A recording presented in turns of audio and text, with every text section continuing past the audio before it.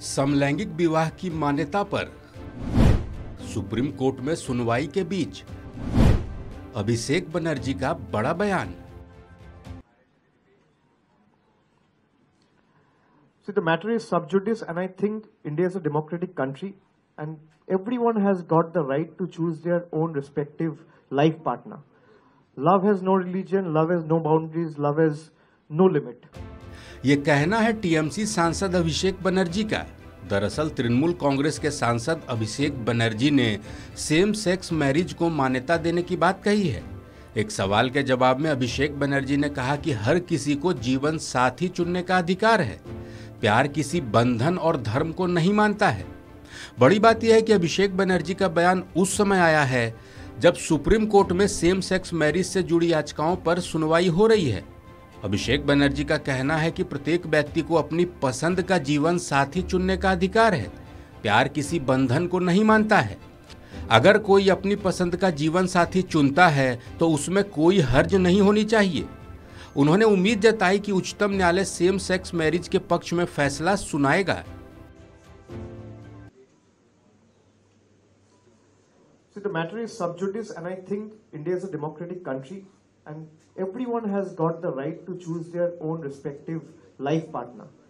Love has no religion, love has no boundaries, love has no limit. So if I want to choose a life partner of my choice, if I am a man and I'm fond of a man, if I'm a woman, I'm fond of a woman, whatever combination that is, I am no doyen or authority to make a comment on that, but I believe that everyone has got the right to fall in love, to select, to choose their life partner, and I'm hopeful that Supreme Court will certainly rule in favor of the democracy and the ethos that we take pride in, and the unity, the diversity that unites India. अगर समलैंगिक विवाह को देखें तो उच्चतम न्यायालय में CJI D.Y.. Chandrachud की अध्यक्षता वाली पीठ इस मामले में सुनवाई कर रही है। सुनवाई के दौरान केंद्र सरकार ने उच्चतम न्यायालय में एक हलफनामा दायर किया था और सभी राज्यों और केंद्र शासित प्रदेशों को भी पक्ष बनाने की अपील की थी। केंद्र सरकार की इस कोशिश पर भी अभिषेक बनर्जी ने अपना पक्ष रखा। टीएमसी सांसद का कहना है कि केंद्र सरकार मामले को लटकाने के लिए ऐसे हथकंडे अपना रही है। समलैंगिक विवाह पर सुनवाई के दौरान उच्चतम न्यायालय ने कहा था कि कोई भी राज्य किसी व्यक्ति के साथ उनकी यौन विशेषताओं के आधार पर भेदभाव नहीं कर सकता, जिस पर उसका कोई कंट्रोल नहीं है। दूसरी तरफ केंद्र सरकार ने उच्चतम न्यायालय से सेम सेक्स मैरिज को शहरी विचार कहा था, जिस पर शीर्ष अदालत ने कहा था कि केंद्र सरकार के पास ऐसा कहने के लिए पर्याप्त डाटा मौजूद नहीं है।